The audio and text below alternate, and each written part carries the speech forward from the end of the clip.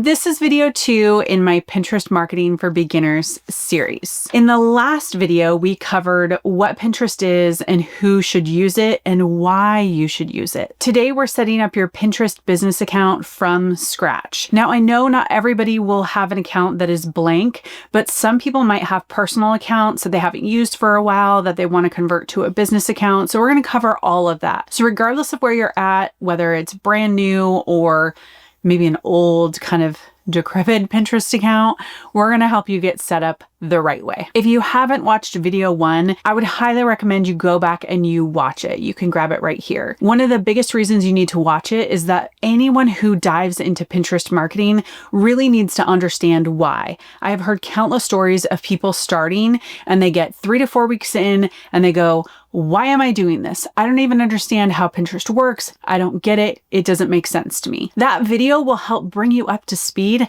so you don't have this gap in there that is the struggling point for so many other business owners. So go back and watch it if you haven't. All right, let's dive in. Creating a business account. Number 1, if you're going to do any type of business on Pinterest, you must have a business account.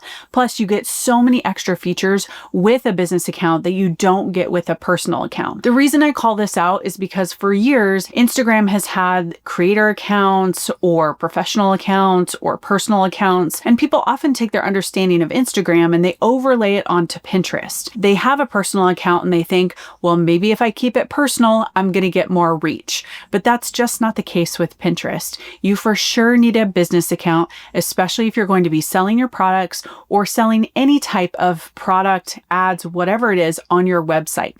It is against their terms of service to do business and not have a business account. Plus, you really want a business account. Trust me. If you're starting fresh, simply go to business.pinterest.com. You can click on this right here, or I'll put it down below in the description. You simply create an account, set it up, and you're good to go. Now it's going to give you some prompts to complete, and I'm going to walk you through why you want to complete those prompts and what is important for you to put in those prompts. Let's say you're not new to Pinterest, but maybe you already have a personal account. Go to business.pinterest.com and then convert to a business account. It's super easy. It's super simple. Just know you're going to have to do a little bit of cleaning up, moving some boards to secret, which you can still use even if they are in secret, but this way you don't have to start over. You're already with the account that you have. Now, if you're in a position where you're not new to Pinterest, you have a personal account, but maybe you don't want to take that personal account and convert it into a business account, then you need to go with option 1 is creating a fresh new business account. Then you can toggle back and forth between your business and your personal account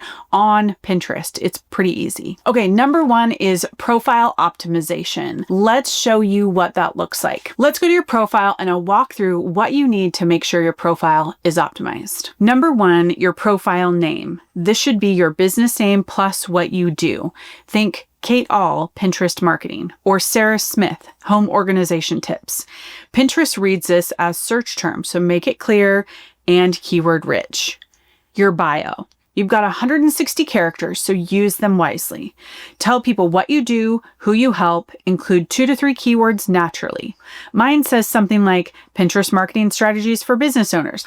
Grow your traffic and sales with proven Pinterest tactics. Don't overthink it. Just be clear about who you are and what you do. Last is website claiming. This is huge.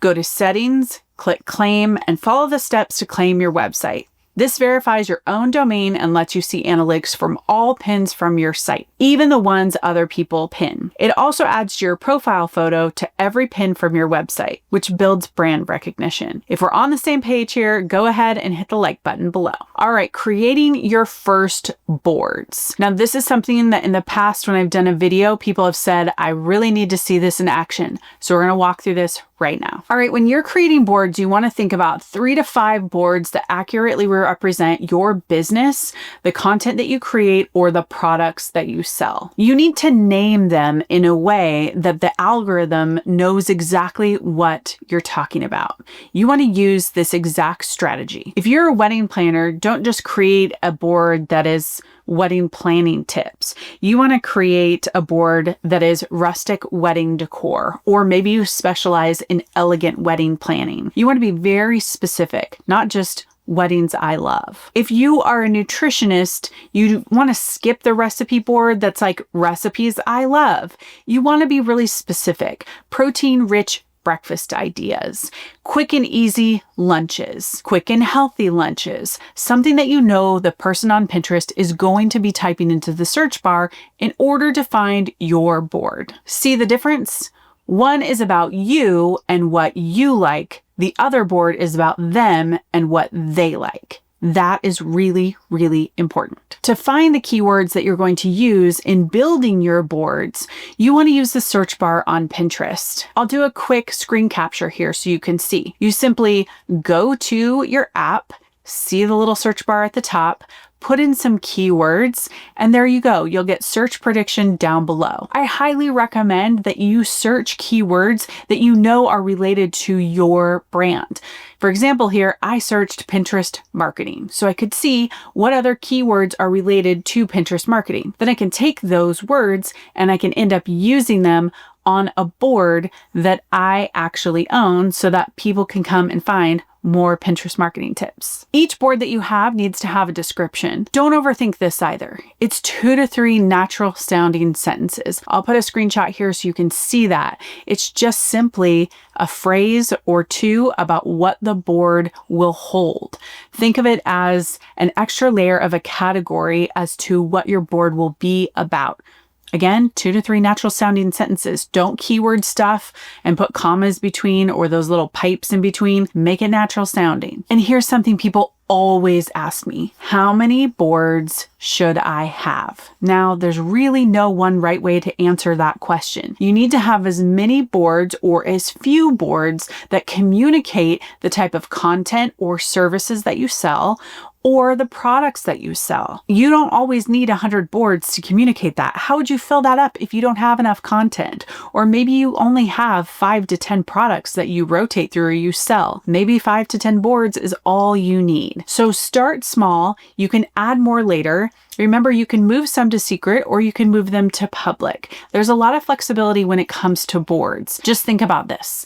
Maybe you're going to create a series, kind of like I've done here with Pinterest marketing for businesses or Pinterest marketing for beginners. Well, maybe I don't have that on my Pinterest profile, but I know I can put all these videos and all of my blog posts into that particular board. Then I would go ahead and create a new board for that. But if I'm only going to be doing one post, maybe Pinterest marketing for real estate agents, but I'm not going to be doing much more, I probably won't create a new board for that. I'll put what I have into my Pinterest marketing for beginners board. Got it? Does that make sense? If you're tracking with me, go ahead and hit the like button below. This tells me if we're on the same page. Okay, really quick. If you want a step-by-step guide of setting up your profile or building your Pinterest profile, we already have it for you. We've built it. We have it for sale in our shop. I'm going to link down below. It is really inexpensive. If you are in this position where you need to set up your profile and you want to do it the right way, or you need to clean it up, this can help assist you with that. It's actually our exact process that we do when we do this for our clients. We've put it into a document just for you and it's for sale in our shop. Click down below in the description. So let's recap. Here's what you just learned in this video. 1, set up your business account. 2, make sure you fill out all of the bio information and the profile. 3, you want to claim your website.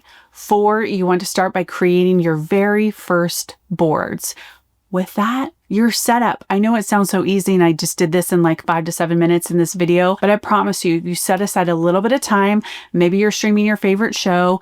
You can do this and get set up on Pinterest and ready to go and be prepared for our next video in no time. Speaking of next video, we're going to show you how to create pins that actually get clicks and saves, which are the most important metrics on Pinterest. So make sure you're subscribed so you can get access to that. And if this is time where you need to go back and watch the first video, go ahead and watch it here. Alrighty, thanks so much for watching.